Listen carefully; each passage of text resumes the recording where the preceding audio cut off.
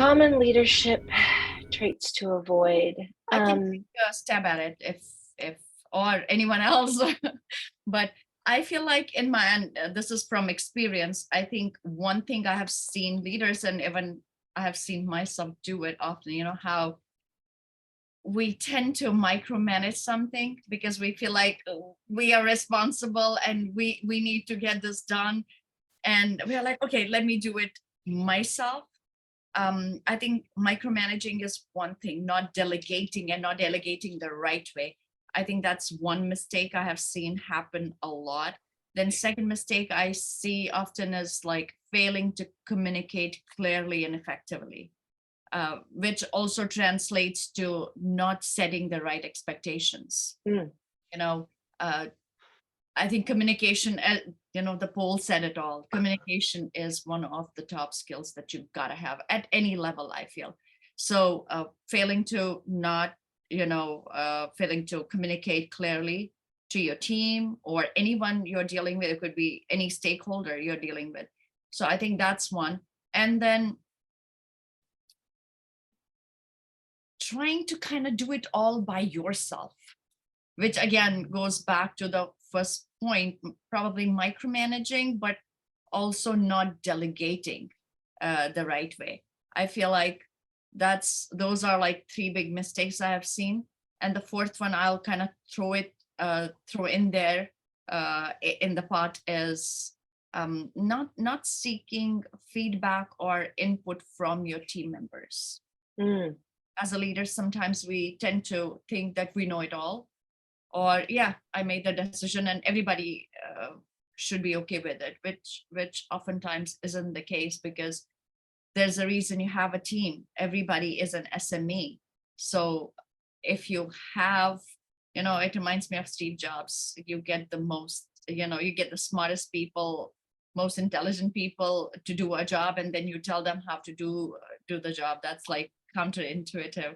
So just take the input from your team members, just make it inclusive, just make them be part of whatever that you are doing.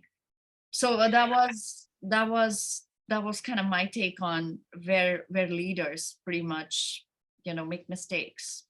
yeah, and I think your last point was the first one that came to mind for me. All too often, I've seen leaders come in and turn the cart upside down, right? They come in and everything gets cleaned out, everything gets pushed out of the way, and excuse me, the disruption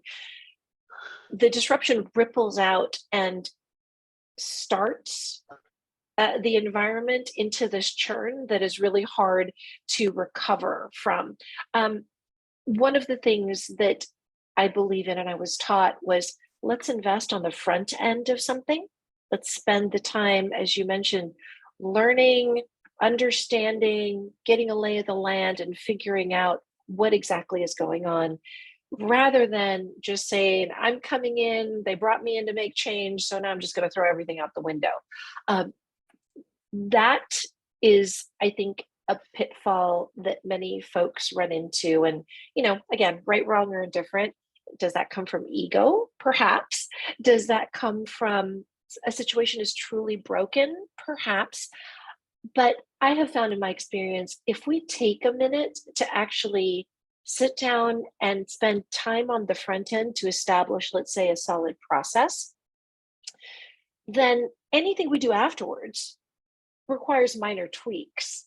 It doesn't necessarily mean that we have to entirely pivot the team and throw it out again and start over. So that is one of the cautionary tales I would throw out.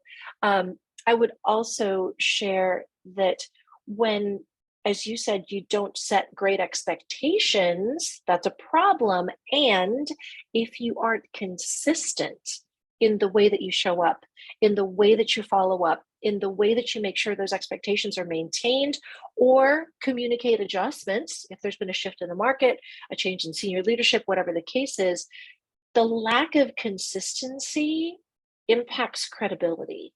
And I think that's where leaders also then run into challenges. They'll say one thing, but do something else. And they are changing their position consistently without kind of having that continuous thread pulling through the expectation, pulling through the mission, pulling through